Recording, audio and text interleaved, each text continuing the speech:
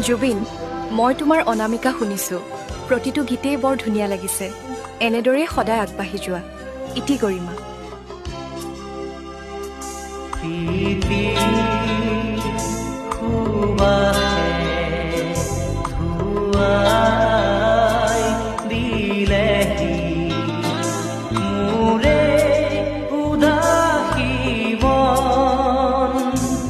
পাহৰা গীতৰ সুৰে আহি, পাহৰা গীতৰ সুৰে আহি জগালেহি যৌৱন, কিয় বাৰু প্ৰীতি